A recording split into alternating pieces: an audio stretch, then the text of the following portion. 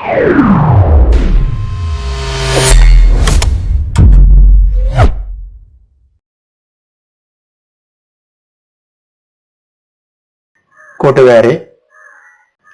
3ാം ക്ലാസ്സിലെ ഇംഗ്ലീഷ് പാഠപുസ്തകത്തിലെ 1ാമത്തെ ചാപ്റ്റർ ബില്ലു ദി ഡോഗ് എന്ന് പറയുന്ന പാഠത്തിലെ 1ാമത്തെ ആക്ടിവിറ്റിയാണ് നമ്മൾ ചെയ്യുന്നത്. ടെക്സ്റ്റ് ബുക്ക് ആക്ടിവിറ്റിയാണ്. നമുക്ക് ബില്ലു ഡോഗിന്റെ കഥ നമ്മൾ പഠിച്ചിട്ടുണ്ട്. അതിലെ ആദ്യത്തെ വർക്ക് നോക്കൂ, ഒരു കോൺവെർസേഷൻ എഴുതാനാണ്. കോൺവെർസേഷൻ എന്ന് പറഞ്ഞാൽ സംഭാഷണം. നമുക്കൊന്ന് വായിച്ചു നോക്കാം. The fox idea saved Billu. ഫോക്സിന്റെ ഐഡിയ, ആശയം ബില്ലുവിനെ രക്ഷിച്ചു. Billu was very happy. Billu ആ കാര്യത്തിൽ വളരെ സന്തോഷവാനായിരുന്നു. He ran to the forest and met the fox. അവനെ ഫോറസ്റ്റിലേക്ക് ഓടി, എന്നിട്ട് ഫോക്സിനെ കണ്ടു. അവനെ രക്ഷിച്ച് ഫോക്സിനെ കണ്ടു. ആ കഥ നമുക്കറിയാം. Continue the conversation. സംഭാഷണം പൂർത്തിയാക്കണം എന്നാണ് പറയുന്നത്. നോക്കൂ, ഇവിടെ ചെറിയൊരു കോൺവെർസേഷൻ ആണ് എഴുതേണ്ടത്. വളരെ ചെറിയൊരു കോൺവെർസേഷൻ എഴുതിയാൽ മതി. പെട്ടെന്ന് ഫോക്സിനെ കാണാൻ വേണ്ടി ഓടുന്നതും അവിടെ കണ്ടിട്ട് പെട്ടെന്ന് പറഞ്ഞു പോരുന്നതുമായ ചെറിയ സംഭാഷണം. ബില്ലു ആണ് ആദ്യം സംസാരിക്കുന്നത്. ബില്ലു, ഓ മൈ ഡിയർ ഫ്രണ്ട്, എന്റെ കൂട്ടുകാരാ. എന്തായിരിക്കും പിന്നെ ഇവിടെ പറയാ എന്നുള്ളതാണ്. നമുക്ക് അറിയാം, ഫോക്സിന്റെ ഐഡിയ ആണ് ബില്ലുവിനെ രക്ഷിച്ചത്. അപ്പൊ സ്വാഭാവികമായിട്ടും ബില്ലു പറയുക, your idea saved me. Your idea saved me. എന്റെ ഐഡിയ എന്നെ രക്ഷിച്ചു. ഓ മൈ ഡിയർ ഫ്രണ്ട്, എന്റെ കൂട്ടുകാരാ, യുവർ ഐഡിയ സേവ്ഡ് മീ. നിന്റെ ഐഡിയ എന്നെ രക്ഷിച്ചു. അപ്പൊ നമുക്ക് അതിവിടെ എഴുതണം, your idea. Your idea saved me. Saved me. നിന്റെ ഐഡിയ എന്നെ രക്ഷിച്ചു. നിന്റെ ഐഡിയ എന്നെ രക്ഷിച്ചു. അപ്പൊ ഫോക്സ് ആണ് പിന്നെ മറുപടി പറയേണ്ടത്. ഫോക്സ്, ഇത് അത്ഭുതമാണ് ഫോക്സിന്. ഇങ്ങനെ സംഭവം ഉണ്ടായെന്നുള്ള ഫോക്സിന് അറിയില്ല. ആ ഫോക്സിന് റിയലി എന്ന് ചോദിക്കാം, അല്ലെ? ശരി തന്നെയാണോ എന്ന് ചോദിക്കാം. റിയലി, എന്റെ ഐഡിയ നിന്നെ രക്ഷിച്ചോ? ഞാൻ അവിടുന്ന് ഓടി പോകുന്നതാണല്ലോ, പിന്നെ എനിക്ക് എന്റെ കഥ അറിയില്ല. അപ്പൊ റിയലി എന്ന് പറയാം. റിയലി അങ്ങനെ തന്നെയാണോ? റിയലി അങ്ങനെ തന്നെയാണോ? അങ്ങനെ തന്നെ രക്ഷിച്ചിരുന്നോ? അത് ചോദ്യചിഹ്നവുമാക്കാം. റിയലി എന്ന് പറയാം. പിന്നെ ബില്ലു ആണ് പറയേണ്ടത്. ബില്ലു പറയാണ്, ആ രക്ഷ കുറഞ്ഞ സമയമുള്ളൂ, കാരണം തിരിച്ച് ബില്ലിന് വീട്ടിലെത്തണം. അപ്പം അവിടുന്ന് പിന്നെ നന്ദി പറയാം. ബില്ലു ഫോക്സിനോട് നന്ദി പറയണം, അല്ലെ? അപ്പൊ എന്താ പറയാ? താങ്ക് യു വെരി മച്ച് എന്ന് പറയാം. നമുക്കിവിടെ എഴുതാം, thank you very much. Thank you very much. വളരെയധികം നന്ദി എന്ന് പറയുകയാണ്. അപ്പൊ ഫോക്സ് ഒരു താങ്ക് യു പറഞ്ഞാൽ സാധാരണ എന്താ ചെയ്യാ? ഫോക്സ് അത് വെൽക്കം ചെയ്യണം, അല്ലെ? വെൽക്കം എന്ന് എഴുതാം നമുക്കിവിടെ. വെൽക്കം.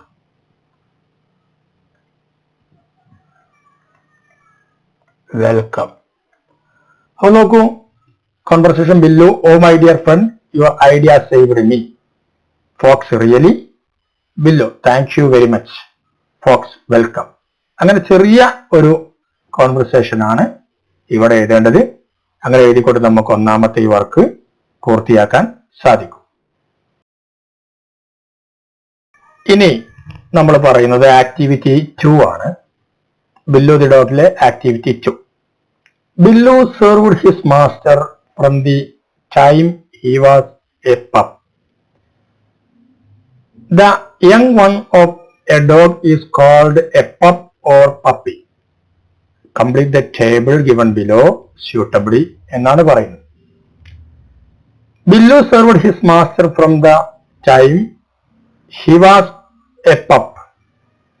ബില്ലുവിനെ അവന്റെ മാസ്റ്റർ കുട്ടിക്കാലത്ത് തന്നെ സെർവ് ചെയ്ത് നോക്കി പോറ്റി വളർത്തി വരുന്നുണ്ട്. The young one of a dog is called a pup or puppy. ഈ ഡോഗിന്റെ കുട്ടികളെ, ചെറുപ്പകാലത്തുള്ള കുട്ടികളെ വിളിക്കുന്നത് ഒന്നുകിൽ പപ്പ് അല്ലെങ്കിൽ പപ്പി എന്നാണ് വിളിക്കാറുള്ളത്. Come with table given below suitable. അങ്ങനെയാണെങ്കിൽ താഴെ ഒരു ടേബിൾ കൊടുക്കുന്നുണ്ട്. ഒരു ഭാഗത്ത് ആനിമൽസിന്റെ പേരാണ്, മറുഭാഗത്ത് യങ് വൺസ് ആണ്. ചില സ്ഥലങ്ങളിൽ ഇവിടെ ആനിമൽസിന്റെ പേരില്ല, യങ് വൺസിന്റെ പേരാണുള്ളത്. അപ്പൊ നിങ്ങൾ ഈ ആനിമൽസിന്റെ പേര് ഇപ്പുറത്തുള്ളവർക്ക് യങ് വൺസിന്റെ പേര് എഴുതണം, യങ് വൺസിന്റെ പേരുള്ളവർക്ക് ആനിമൽസിന്റെ പേരും എഴുതാം. അതായത് അതിന്റെ തള്ളയുടെ പേരും കുട്ടിയുടെ പേരും അങ്ങനെ പെട്ടെന്ന് മനസ്സിലാകാനാണ്. ഒരു ഭാഗത്തെ ആനിമൽസ് തള്ളയുടെ പേര്, അല്ലെങ്കിൽ എന്താണ് അച്ഛന്റെ പേര്, അല്ലെങ്കിൽ ഇവിടെ അച്ഛന്റെ പേര് അമ്മയുടെ പേര്, അല്ലെങ്കിൽ ഈ ഭാഗത്ത് നമ്മൾ എഴുതേണ്ടത് അതിന്റെ മറുഭാഗത്ത് നമ്മൾ എഴുതേണ്ടത് കുട്ടിയുടെ പേര്. ഡോഗിന്റെ കുട്ടി നമ്മൾ സാധാരണ വിളിക്കാറ്, യങ് വൺസിനെ വിളിക്കാറ് പപ്പി എന്നാണ്. ഇവിടെ പറഞ്ഞു പപ്പ് ഒരു പപ്പി, പപ്പ് എന്ന് വിളിക്കും, പപ്പി എന്ന് വിളിക്കും. അങ്ങനെയാണെങ്കിൽ കാറ്റിന്റെ യങ് വൺസിന്റെ പേര് എന്തായിരിക്കും? നമ്മൾ പഠിച്ചതാണ്, കിറ്റൻ എന്നാണ്. കിറ്റൻ നമുക്ക് എഴുതാം, കിറ്റൻ എന്നാണ് കാറ്റിന്റെ യങ് വൺസിന്റെ പേര്. അടുത്തത് കൗ ആണ്. കൗവിന്റെ യങ് വൺസിന്റെ പേര് പഠിച്ചിട്ടുണ്ട്, ഓർത്ത് നോക്കൂ. കാഫ്, കാഫ് എന്നാണ് നമുക്ക് എഴുതാം, CALF, കാഫ് എന്നാണ് യങ് വൺസിനെ വിളിക്കുക. ലയൺ, ലയന്റെ യങ് വൺസ് നമ്മൾ പഠിച്ചതാണ്, എന്തായിരിക്കും? കബ്, കബ് എന്നാണ് ലയൺസിന്റെ യങ് വൺസ്. നമുക്ക് ഇവിടെ എഴുതാം കബ്, CUB, കബ് എന്നാണ് യങ് വൺസിന്റെ പേര്. ഇനി ഇവിടെ ആനിമൽസിന്റെ പേരില്ല, പക്ഷെ യങ് വൺസിന്റെ പേരുണ്ട്. പിഗ്ലെറ്റ് എന്നാണ് യങ് വൺസിന്റെ പേര്. ആ പേരിൽ നിന്ന് നമുക്ക് മനസ്സിലാവും എന്തായിരിക്കും അതിന്റെ ആനിമൽസിന്റെ പേര്. പിഗ്, പിഗ് ആണ്. നമുക്ക് പിഗ് എന്ന് ഇവിടെ എഴുതാം, പിഗ്. ഓക്കെ, അടുത്തത് എലഫന്റ് ആണ്. എലഫന്റ് കുട്ടിയുടെ പേര്, അതിന്റെ യങ് വൺസിന്റെ പേര് എന്തായിരിക്കും? കാൾഫ് തന്നെയാണ്. ഇവിടെ ഈ കൗവിന്റെ പേര് തന്നെയാണ് ഇവിടെ ഉള്ളത്, കാൾഫ്. നമുക്ക് ഇവിടെ എഴുതാം കാൾഫ്. അടുത്തത് ഡക്ലിംഗ് ആണ്. 1ാം ക്ലാസ്സിലൊക്കെ നമ്മൾ പഠിച്ചതാണ്. ഡക്ലിങ്ങിന്റെ ആനിമൽസിന്റെ പേര് ഡക്ലിംഗ് ആണ്. ഡക്ലിംഗ് ആനിമൽസിന്റെ പേര് ഡക്ക് എന്നാണ്. അത് നമുക്ക് ഇവിടെ എഴുതാം, ഡക്ക്.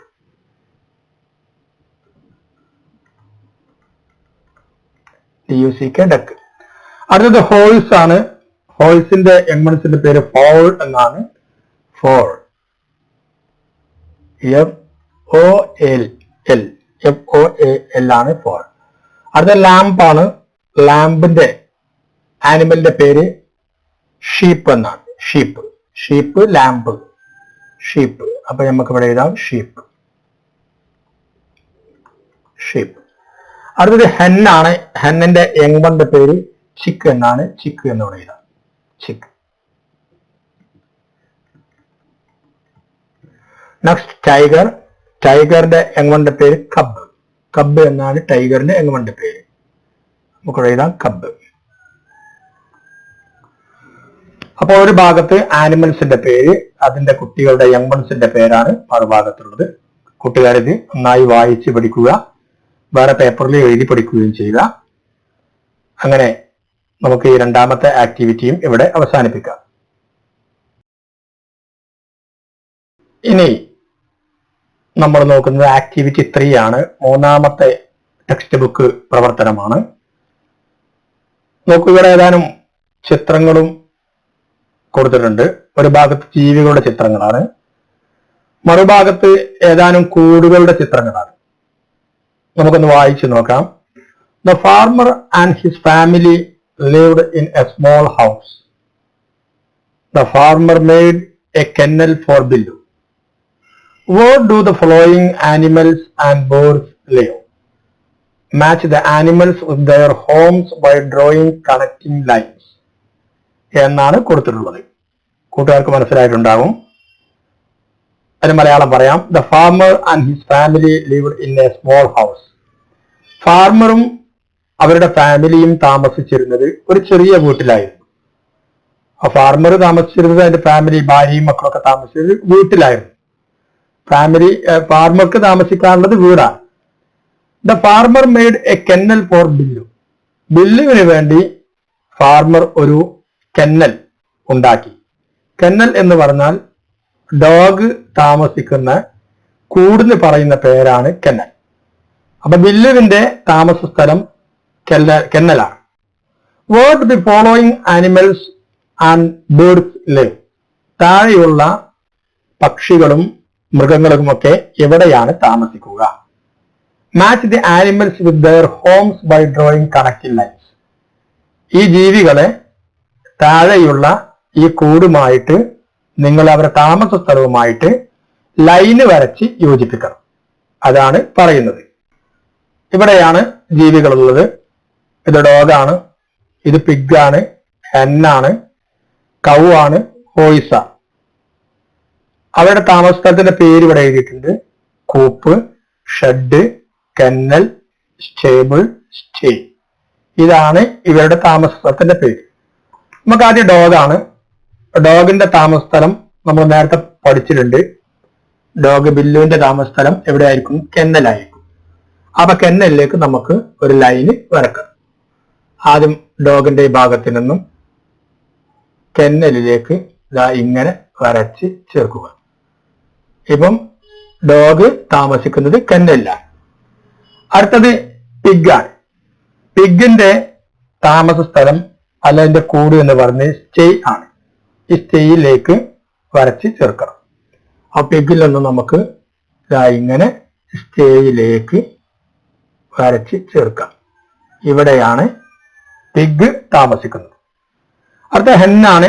ഹെന്നിന്റെ താമസ സ്ഥലം കൂപ്പ് ആണ്. ഹെന്നിന്റെ താമസ സ്ഥലം കൂപ്പ് എന്നാണ് അതിന് പറയുക. കൂടിന് പറയുന്ന പേരാണ്. അപ്പോൾ നമുക്ക് ഹെന്നിന്റെ ഭാഗത്ത് നിന്നും ഇങ്ങനെ കൂപ്പിലേക്ക് വരക്കണം, വരച്ചു ചേർക്കാം. ഇനി അടുത്തത് കൗ ആണ്. കൗവിന് എല്ലാവർക്കും അറിയാം, നമ്മുടെ നാട്ടിലുള്ള സാധനമാണ്. കൗവിന്റെ താമസ സ്ഥലമാണ് ഷെഡ്. അപ്പൊ കൗവിനെ നമ്മൾ ഷെഡിലേക്ക് വരച്ച് ചേർക്കണം. കൗവിന്റെ ഭാഗത്ത് നിന്നും നമ്മൾ ഇങ്ങനെ ഷെഡിലേക്ക് വരക്കുന്നു. കൗ താമസിക്കൽ ഷെഡിലാണ്. ഇനി അടുത്തത് ഹോയ്സ് ആണ്. ഹോയ്സ് സ്റ്റേബിൾ എന്ന് പറയുന്ന ആലയം എന്ന് പറയും. കുതിരയുടെ ആലയമാണ്, അതിലാണ് താമസിക്കുക. അപ്പൊ ആ സ്റ്റേബിളിലേക്ക് വരച്ച് ചേർക്കണം. നമുക്കിതാ ഇവിടെ ഹോയ്സിന്റെ ഭാഗത്ത് നിന്നും സ്റ്റേബിളിലേക്ക് ഇങ്ങനെ വരച്ച് ചേർക്കാം. ഇത് വരക്കുമ്പോൾ നിങ്ങൾ വര അനാവശ്യമായി നീട്ടിക്കൊണ്ടുപോകരുത്. നേരെ നോക്കുന്നവർക്ക് തിരിയണം ഇങ്ങോട്ടാണ് വരച്ചത് എന്നുള്ളത്. അപ്പൊ വല്ലാതെ ബുദ്ധിമുട്ടാക്കാത്ത രീതിയിൽ വരച്ച് ചേർക്കുക. അങ്ങനെ ഈ മൂന്നാമത്തെ വർക്ക് നമുക്ക് ജീവികളും അവരുടെ കൂടുകളും തമ്മിൽ ബന്ധിപ്പിച്ചുകൊണ്ട് ഈ വർക്ക് അവസാനിപ്പിക്കാവുന്നതാണ്.